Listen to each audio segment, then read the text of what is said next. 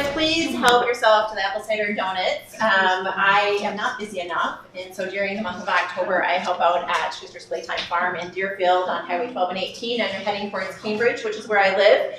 And it's awesome. It's like small business farming at its best, and it's just fun because I get to work with my two sons who work out there too. So I'm in the kitchen making caramel apples and apple cider donuts. Those were made by Farmer Don this morning at 4:30 a.m. So fresh and hot out of the oven.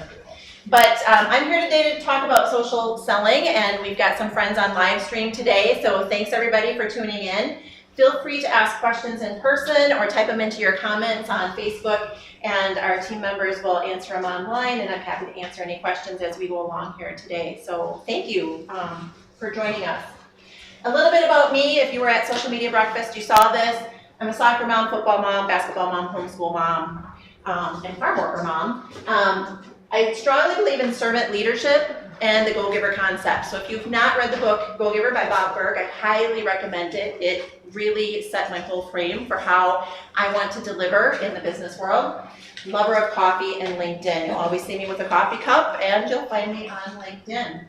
I'm an entrepreneur at heart. My parents owned their own business. I grew up in the business, and that's really why I love small businesses, family owned, trying to do something new, maybe cutting edge, and really make the economy flow. I'm a former banker who founded 2 companies over the last 11 years. My last banking gig was here on the square at Anchor Bank, which is now Old National. And currently I am the Director of Operations and Client Services for RevGrow, which is a B2B lead generation company out of Dallas, Fort Worth. I've decided to partner with them and bring my LinkedIn training and services to their brand, and we just have a wider reach across the country with that. So today I'm going to be giving away actually 2 free consultations. So those of you in person, if you fill out the little slip that was on your sheet, you can enter and put it in the drawing slip before you leave. I will draw to give away a free LinkedIn profile consultation. We'll get together over Zoom. I'll give you some tips on how to improve your LinkedIn and how to build out a strategy to reach the type of people that you want to reach. And I will also give one away to our Facebook fans, so be sure to like the RevGrow Services Facebook page. That one I'll be drawing for next Monday, and so you've got time to go home and follow that Facebook page for another opportunity to win. So what is social selling? We hear it, it's kind of intangible, we're not quite sure what that means, but really social selling is when salespeople use social media to interact directly with their prospects. Salespeople will provide value by answering prospect questions and offering thoughtful content until the prospect is ready to buy. So in orange there are the key words. We're interacting with people, we're providing value, we're building relationships until they're ready to buy. How many of you in this room are responsible for sales for your organization? Most of you. Good, then you're in the right spot today, because we're going to talk about how to get sales. It can be very disheartening and frustrating if you're ready to make your calls for the day and you go through your list and make your calls and you either don't get in touch with them or they're like, oh, I'm not ready, now's not a good time. Well, what do? Okay, those aren't dead leads, those are still opportunities, but instead of calling them up consistently every week asking if they're ready to buy, or sending them an email just checking in, just circling back, what are some ways that you can get on their radar and provide value to them so that when they are ready to buy, they come seek you out? Okay, I rarely promote my LinkedIn services, but because people see me on social media, I do these training sessions, when they're ready, they contact me, okay? And that's the position that you want to be in with your audience. So this is from the Social Selling 2017 Trends Report, and a quote from Julia here: social selling has become an additive sales methodology, a daily routine that enhances sales teams' ability to find, engage, and develop relationships with buyers. So those words, engage and relationships, again, they're kind of ambiguous. I like to think of conversations. They're opportunities to have conversations with people who are interested in what you have to sell or the service that you provide. So how does social selling impact sales? Well, first of all, teams who embrace the social routine fill their pipeline faster. And these are all statistics and metrics from that report. If they maintain engagement with prospects through consistent activity and respond to customer inquiries, they're proactively educating them. So people who build a daily routine, are consistently engaging with their audience, they're going to embrace the social experience. They're filling their pipeline 18% more, 20%, 28% faster. Okay, so the number of people interested in what you have to say is growing and it's moving faster. Companies that formalize the social selling process are more likely to hit revenue goals. So how many of you here work for a company where there's more than one of you doing sales? A couple of you, all right. If your company embraces the idea of social selling, which means equipping you with the technology to do it, providing regular training, holding you accountable, you are going to see 78% of your team will hit their revenue goals, compared to only 38% who don't have regular, ongoing, consistent training. Okay, as I said at Social Media Breakfast a couple of weeks ago, it's not one and done. You can't bring all of your sales team into a room and say, here, we're gonna do your LinkedIn profiles today and then go at it. Okay, it doesn't work that way. You have to consistently be generating content for them to share, encouraging them to share, helping them update their profiles, because your profile is not a one and done. It's not like a resume where I was looking for a job, so I updated it and now I'm good. Your LinkedIn profile should be constantly changing and updating. And today, all of the terms I use are probably going to be related to LinkedIn, but the principles I'm teaching are going to be relevant on Facebook, Twitter, Instagram, email marketing, whatever it is that you're doing, whatever platform it is. These same principles will apply. So again, social sellers experience higher ROI. So come next week to hear Spencer, because he's going to help you define what the ROI is of that top of mind status. It's a lot of people say, but how do I measure if it's successful? And I'll give you some metrics that you can use towards the end of our presentation today. But you know, the ROI of those that do social selling, they tend to be higher quality leads, prospects, clients. So your ROI is going to be higher from those. So on LinkedIn, one way to measure how well you're doing with social selling is to look at your social selling index. And your social selling index is part of the premium Sales Navigator account, but you can also get your score by going to this link. You'll see a page like this. If you have your mobile devices, you are welcome to do it now. And you just want to click on this, get your score free, and it will bring you to a page that's going to have a symbol similar to this. And essentially what it's doing is it's measuring how effective you are at establishing your brand, at finding the right people, engaging with people, and building relationships. Okay, it looks at 4 different categories. So it's a bit.ly link, find your SSI. Again, these are the 4 categories that it breaks it down into, and we're going to go into each one here. But you're going to see a metric like this, okay? And each section is broken into 25% of your 100-point score. And when you're looking at this, LinkedIn will actually link out to more information on each of those areas and give you tips on what you can do to improve that score. So this is my score from a couple weeks ago, and you can see I'm almost maxed out on establishing my professional brand, which means I have a good profile, people understand what I do. I'm pretty good at building relationships, I'm having conversation, but engaging with insight, I could use some work there. So if I really want to do a better job at making myself visible, top of mind, out in the marketplace, those would be the areas that I would focus on. This is my score as of yesterday. It went up 3 points, and I can see that I grew in these 2 areas because of some interaction and conversations I was having with people on LinkedIn. I reached out to people who I met at Social Media Breakfast. I sent messages to some people who I had identified a spam account. Did any of you in here get an email from me? No? Good. No? On the fake account? Not on the fake account? A regular email? Okay. So I spotted a fake account, and I saw some of my connections were connected to them, and so I just sent a message saying, hey, you know, this is a fake account. I suspect it to be a fake account. If you don't know this person, you might want to reconsider connecting to them. And stay tuned. I will have information out on our blog about how to spot a fake account in the next week or so. So then you get to see, how do I compare? Okay, how do I compare to others in my team, others in my industry, others in my network? So this is people on my team, and right now I'm an individual. I'm the best at the one person in my company, okay? But this one always kills me.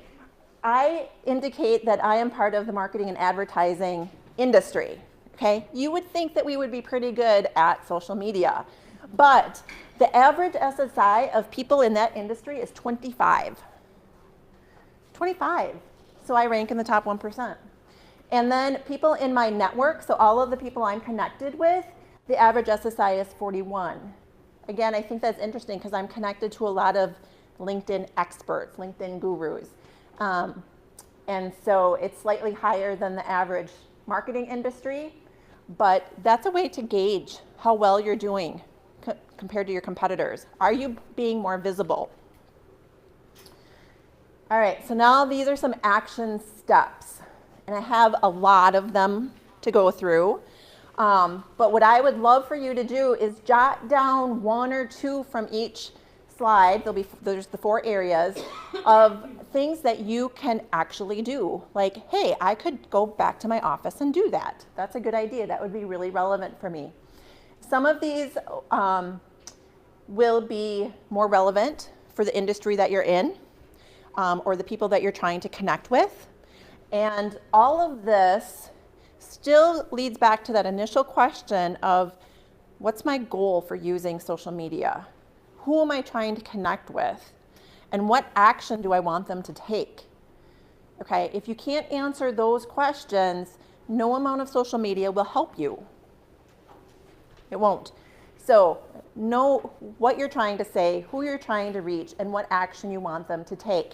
And then go and do these activities that will help you reach those goals. So the first, make sure your profile is complete. Okay? Sounds simple enough, but make sure your headline is not defaulted to just your title. A headline of owner or head of business development doesn't tell me much. Make it so that it is informative to the person reading it. So who do you help? Who's your target market? Who do you help? And what do you help them with? What's the product or service that you help provide?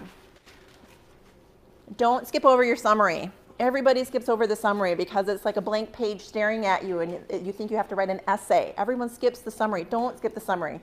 The summary is probably it's in the top 5 areas of your LinkedIn profile. If you are in a position seeking clients, your summary and your whole profile should be client facing, okay? So you updated your LinkedIn profile because you wanted a job.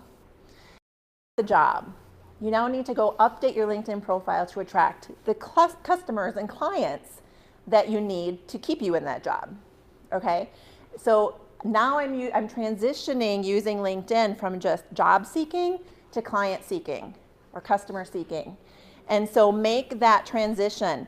Rewrite your profile as though you're speaking to a client. Include that elevator pitch that you've been working on, that 2-minute introduction. Okay, don't list all of the certifications that you have because the buyer really doesn't care. Your employer cares about your skills. The buyer wants to know that you understand their pain point and that you have a solution for it. Okay, if I read your profile and it resonates with me and I'm like, they get me, they understand, there's a novel solution, I'm going to connect with you. Okay. Your experience section, then you can go into kind of this is what I've done, this is who I was able to help, this is kind of my history. So that's in your experience section. Aim for 100% completeness. So that includes the banner image and your profile image. contact information. I don't know how many profiles I see, and I go to email somebody and I can't see an email address, or there's not a phone number.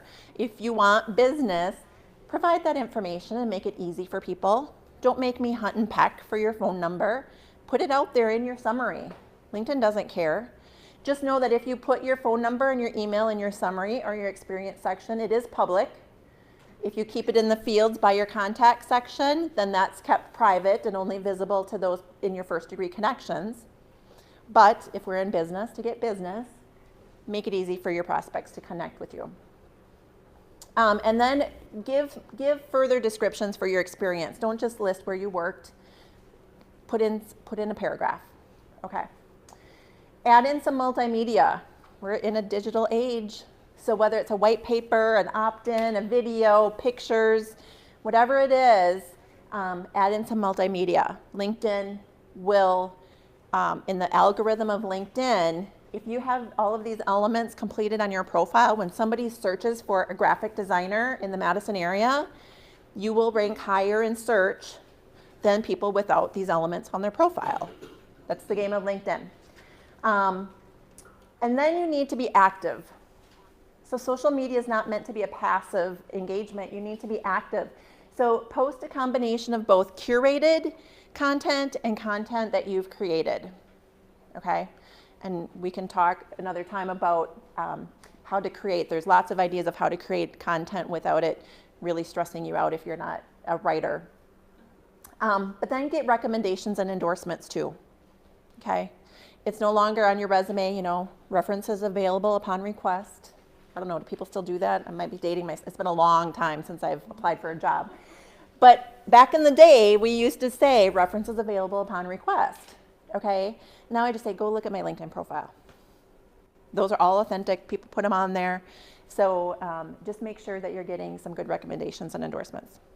So hopefully you picked one or two things from there that you can go back to your office and complete. And we're going to move on to the next section of finding the right people. Before I do that, any questions on anything that I've presented so far? No? All right. So, yes. Yeah, on the endorsement and recommendation things, I'm thinking that to get them is also good to press. It is. Give. Yep. Better to give than receive. It's better to give than receive. So LinkedIn makes it pretty slick that when you give endorsements or recommendation, your picture or your name will be on those people's profiles as long as they accept your endorsement or recommendation. So it's just another way to stay top of mind with people. So yes, it is a great way to start getting them is to start giving them. I went through this past weekend and endorsed my entire team, the RevGrow team. I looked up every team member and endorsed them for one or two things. Okay, so just make a habit of that. It's a great touch point with prospects or people you've had conversations with. And I'm not talking about just, randomly hitting all the buttons and say, oh yeah, they're great at all of these things. Make it authentic, make it true.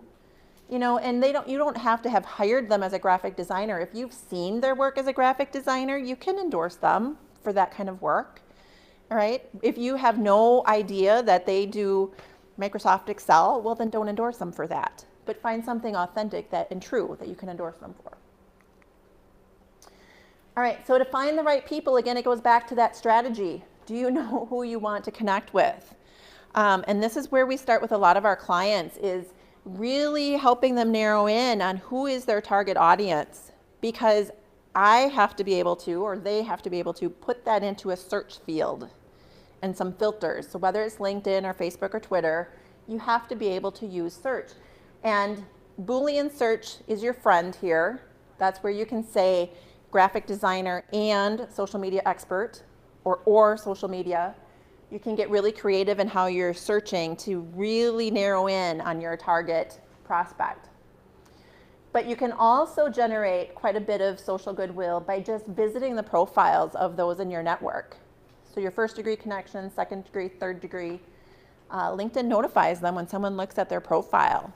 And if they're in your target market and if your profile reflects a solution that they're looking for, they'll reach out to you. They'll connect with you. Be active and consistent, okay? People always want the secret sauce. What did I do? What does RevGrow do?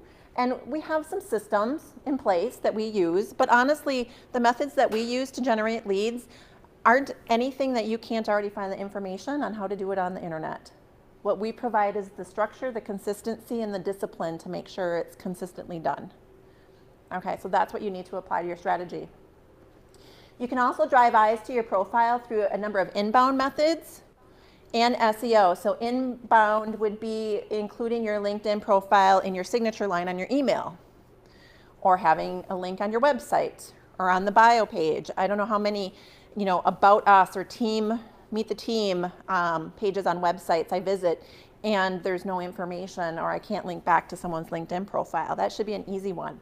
Link back to your LinkedIn profile. And SEO, so search engine optimization on your website, but also on your LinkedIn profile. LinkedIn plays very nicely with Google. So if you were to go home and Google your name, odds are your LinkedIn profile will be on the first page. So make sure that your LinkedIn profile, or any social media profile you have, is representing you the way you want to be represented, because people are searching.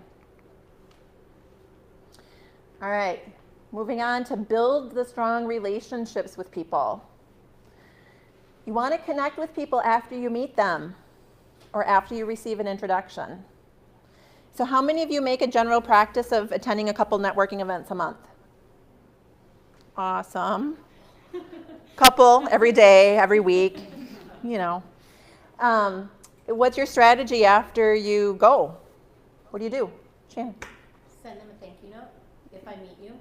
Nice. Handwritten. Handwritten. Awesome. And an email. I send the handwritten note, but then I also send an email. And a phone call follow-up a day or two later. Awesome. And then what? And then hopefully, because of what I'm doing, which is not what the dress says, then hopefully they will sit down with me and have a cup of coffee, and we can have a conversation. And then at that point, after that conversation, I LinkedIn them. Okay. Is that a way to say that? Yep, you LinkedIn, you connect with them. And then I connect them LinkedIn. Awesome. And I'm an insurance agent, so I Insurance? Yes. So in the insurance realm, you are going to a networking event. You are sending them a note if you have their address. You're also sending them an email. Business card doesn't have your A address. lot of us work from home, Right. so our business cards don't have our addresses on them. So then you're sending an email, phone call, Yep. all within what frame of time? What time frame? Typically the next day, or Okay. even that day, depending on when I met with them. If I met them on Friday, it's going to go out Saturday morning or Monday. Yep. Okay. And I say, Shannon, you know what? I just signed a new policy. I'm not in the market for insurance. And then I say, well, that's okay. Thank you. Can I connect with you in 4 or 5 months when that policy comes due? And let's just maybe I can look at it again for you. And you have a system to follow up? Absolutely. I put you in my calendar, and I just put your information in in a calendar, and I keep that calendar. I know this is going to sound terrible. It's okay. But I keep that calendar on my computer. Yep. As well as I have a Paper. paper one because my sister's crashed. Don't want to lose your online calendar.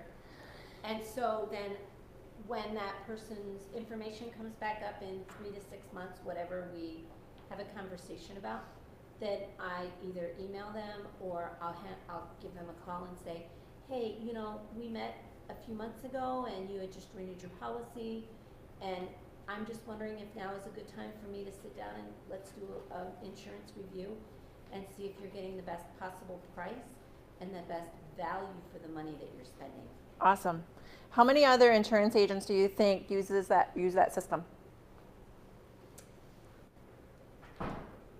First of all, I don't think anybody, very rarely do you find somebody that writes a handwritten That's note true. anymore. Because we want instant gratification. Yep. That's the reason I write the handwritten Yeah. note, by the way. But I would say, I'm gonna be generous and say 80%, 80%? 90%. All right.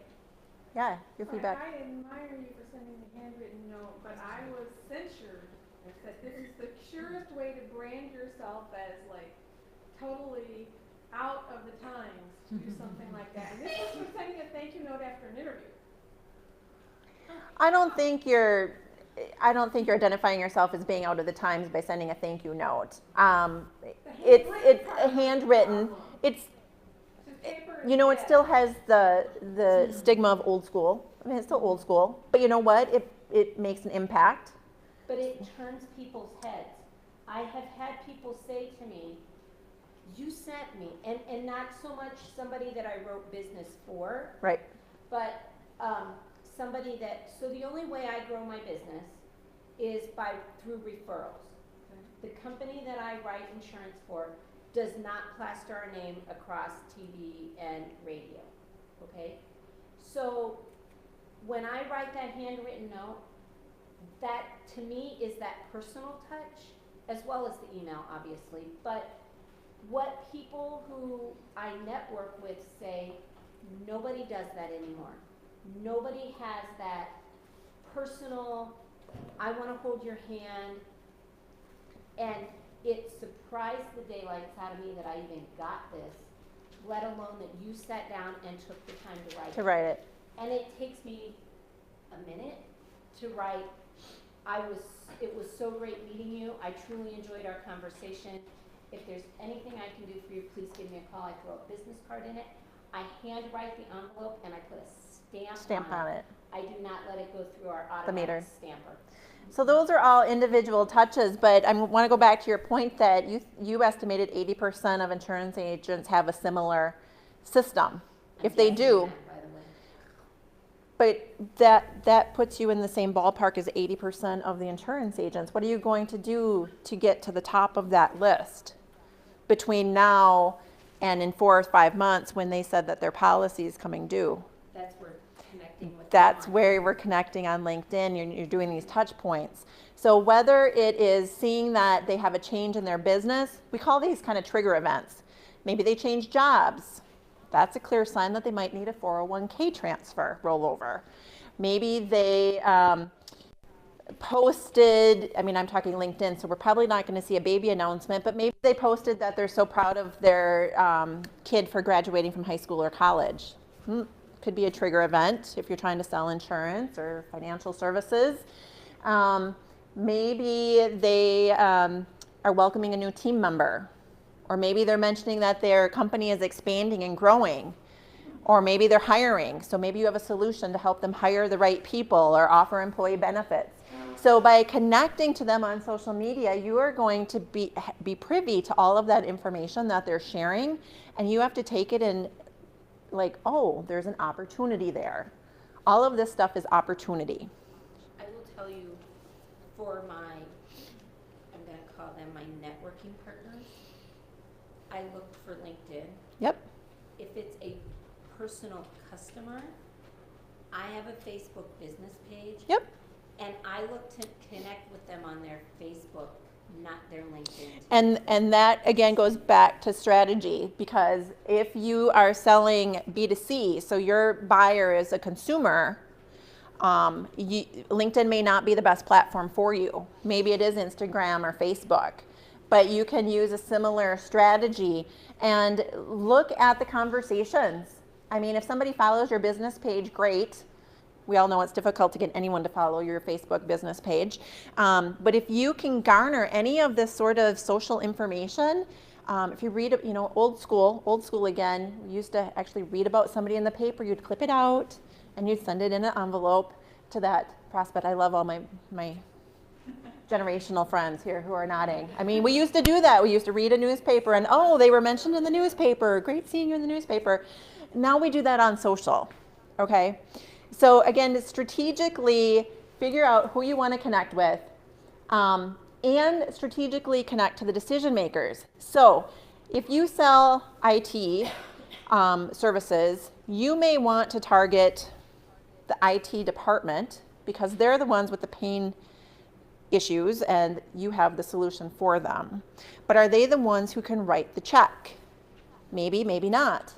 You can use LinkedIn to connect to the actual decision makers and broaden that relationship to multi-people at that company. So now you are providing the solution to the person with the pain, and you're building a relationship with the person with the checkbook. And bringing those two together will help improve your sales, because you're already helping to convince them. They're not bringing a blind proposal to their boss saying, here, I want to do this, please sign it. You also want to connect with your coworkers, colleagues, referral partners to leverage their networks. So ask for introductions.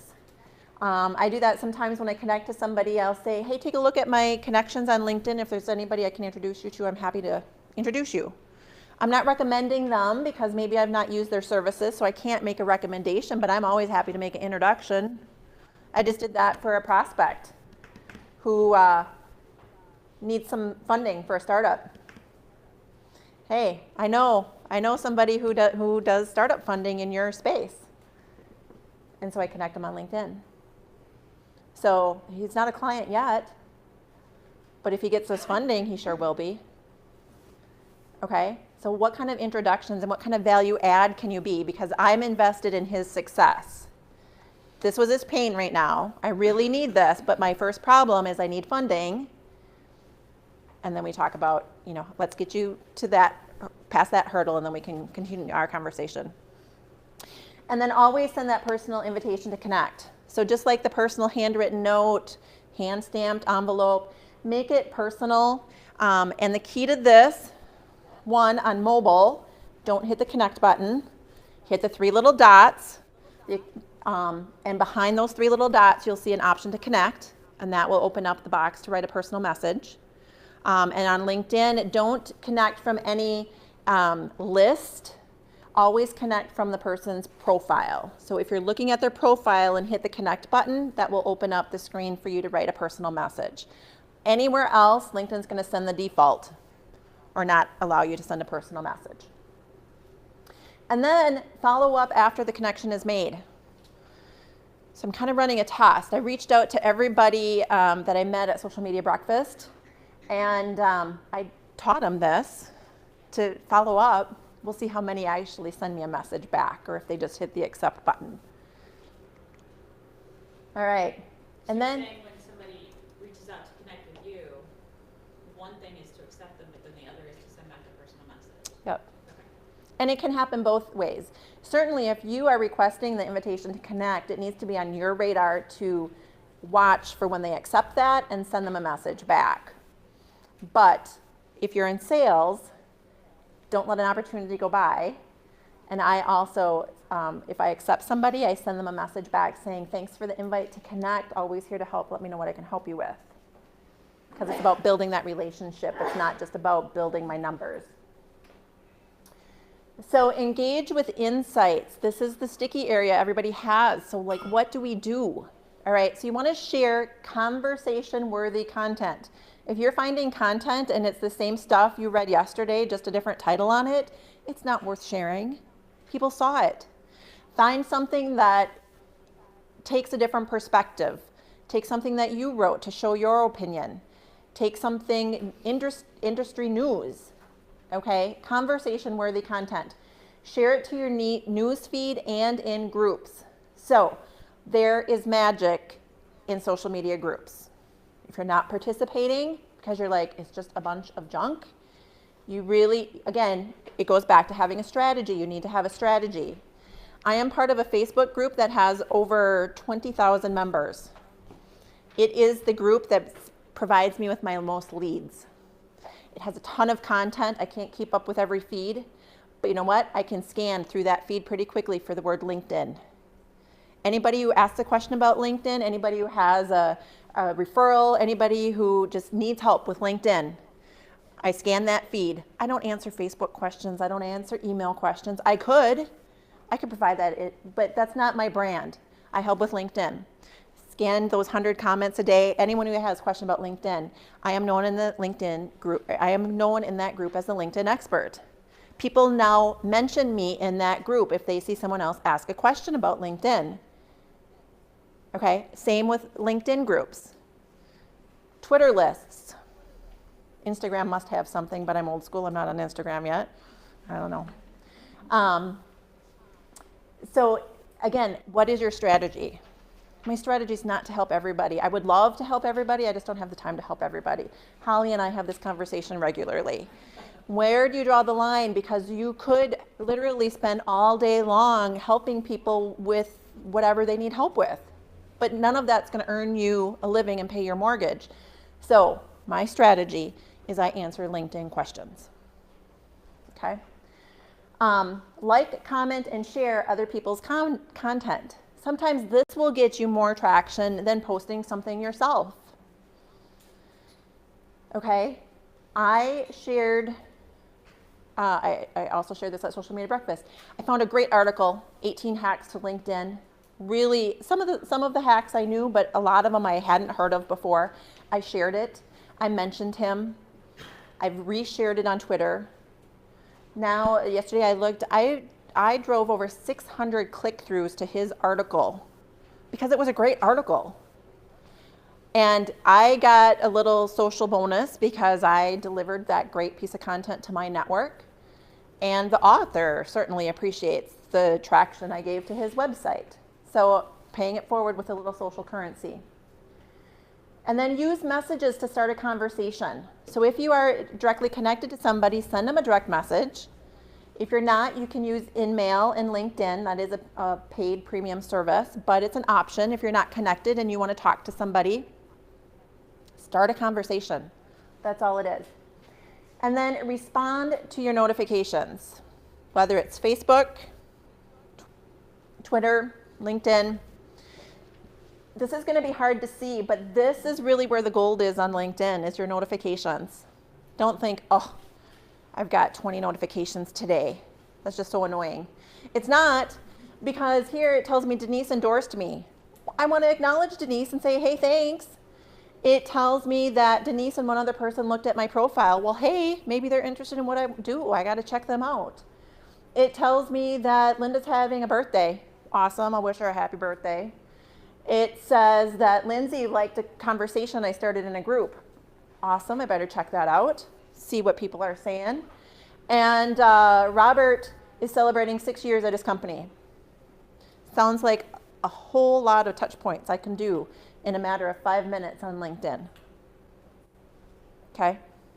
Don't ignore your notifications, whether it's Facebook, and that's Facebook, I get mentioned when people say, hey, you should talk with Kathy. Don't ignore that. Don't ignore when somebody responds to the stuff you post. Because why are you posting it if you're going to ignore them once they comment on it? Okay? Don't ignore them. All right, so here is my tip for doing LinkedIn in 15 minutes a day. Now I have to preface this. This is not to build out an entire strategy on LinkedIn. That's going to take hours. That's where you need my help, okay? But once you have your strategy in place, this is how you can keep up with it in just a few minutes a day.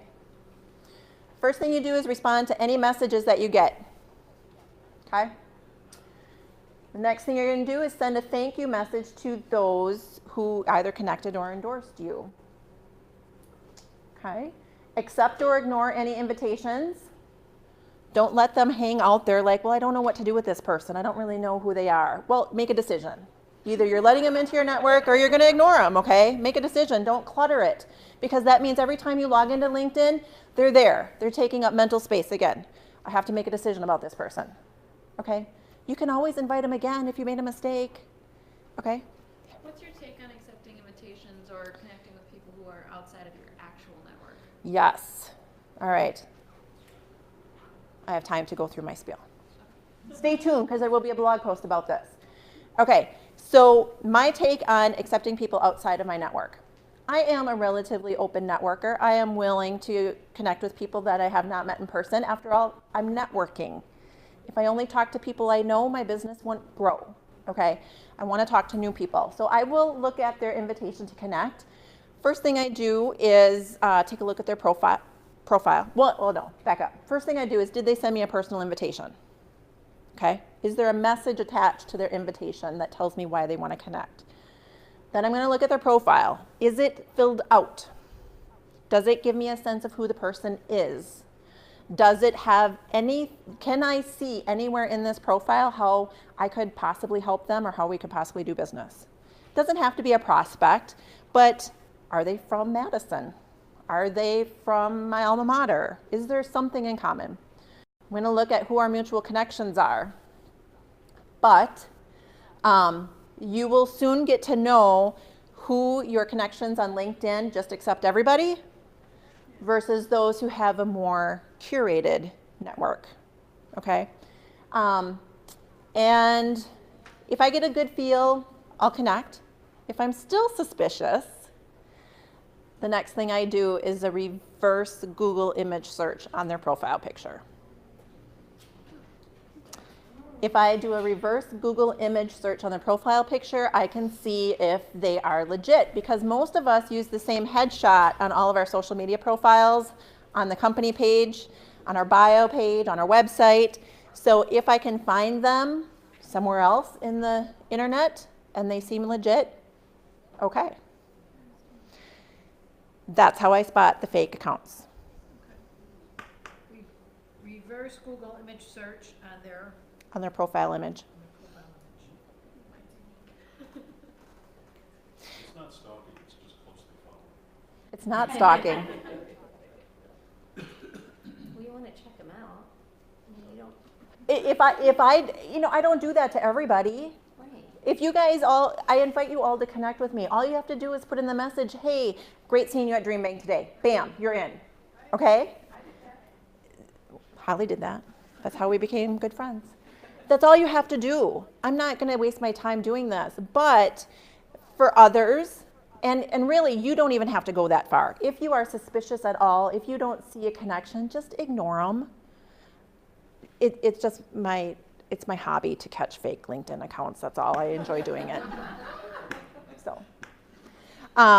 So that's the big tip. Do a reverse Google image search on their profile picture if you are trying to figure out if they are legit. More often than not, you will find that image somewhere else on the internet, but it will belong to somebody else. Why do people? So here's the thing. The last one I caught was was very well connected to realtors in the Madison area. Well, this was the other thing. 38 people in my network were connected to this person. When I look at them, they're all Madison-based. This person had no affiliation to Wisconsin. She lived in Colorado, went to school in Washington. My question is, how is she connecting? Why is she connecting with all of these people from Madison? You let them into your network, and now they have access to your email and your phone number. And they can now sell that information. They can spam you.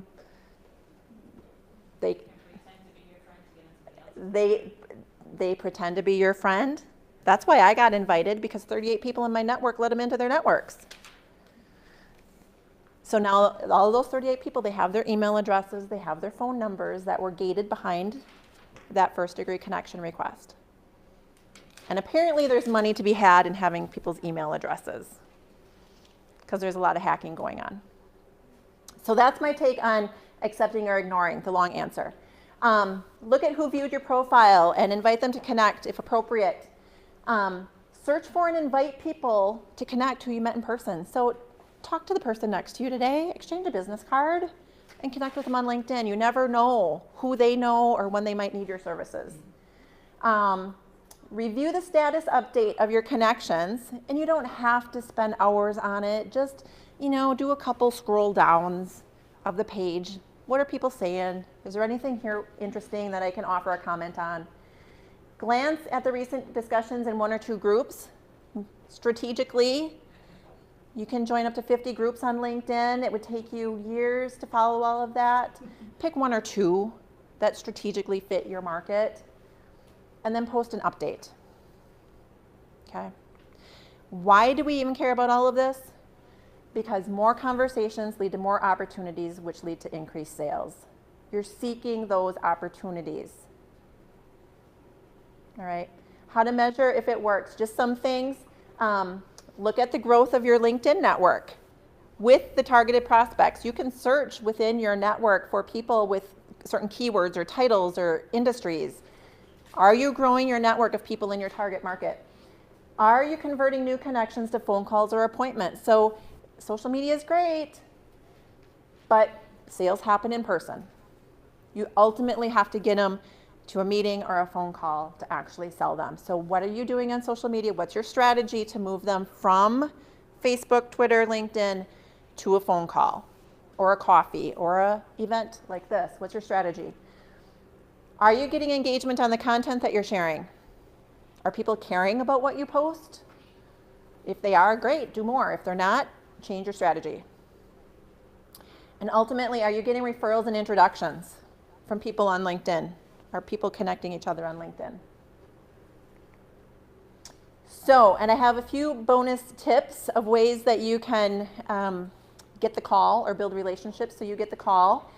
It's at this bit.ly link, Sales Through Social. And for our friends on the live stream, if you type into the comment, Sales Through Social, you will be delivered that resource as well in your Facebook inbox. So Sales Through Social, you'll get a bonus 10 tips of how to build those relationships. I have a few minutes left to take some questions. Otherwise, here's how to get a hold of me and the link again for the download. Those of you in person, if you would like a copy of today's slides, fill this out and I will email those to you. And if it's just easier for me to send you this resource, you can fill that out too, and I'll check this. I'm happy to answer your questions, but you can also put them on here, and I can respond via email or social media with any answers to your questions as well. And be sure to put them in here. I'm going to pass this around because I'm going to draw for the free LinkedIn consult. We're going to start here. Can you pass that, please? Thanks. All right, there was a question. Yes? With the new interface with Microsoft, you used to be able to search your connections network, and that seems to have gone away. Yes, you used to be able to look at your, like you would be able to go into my network and search my connections. You know what? Every other day it changes. So it's, Stay tuned. okay.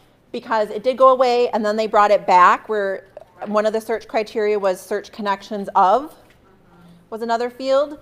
And my take, nobody asked yet, but the question, do I need a premium LinkedIn account? You don't unless you exhaust what LinkedIn gives you for free. If you start hitting limits and says you've searched too much or it doesn't open up the search fields that you need, then you need to pay. But it's really seriously the best investment. I changed my tune since Microsoft took over. I was like, no, it's good enough. But then they took some of the cool tools away. It's $80 a month. It's the best investment because it opens up the world to me to do business. That's for Sales Navigator. I recommend jumping to Sales Navigator versus Business Premium because it just is worth it.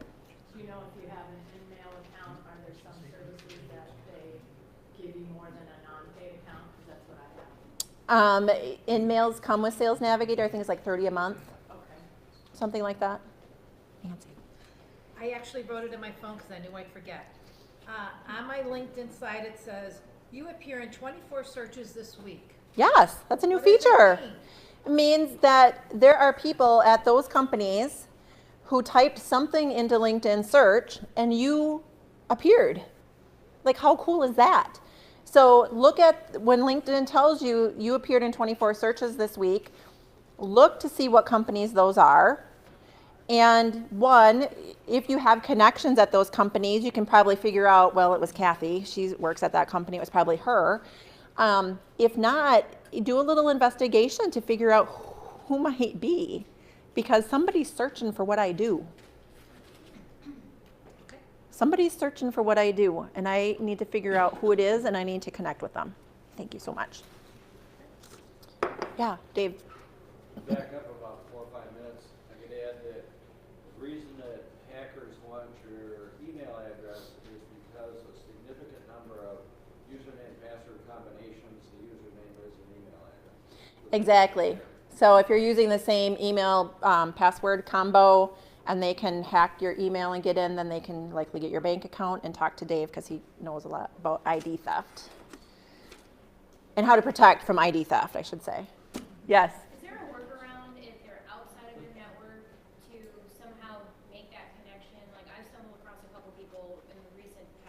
Yep. where I'd like to connect, but they're not in my network. I don't have any third connections or anything like that. And the only way I found is joining a group that they're a part of.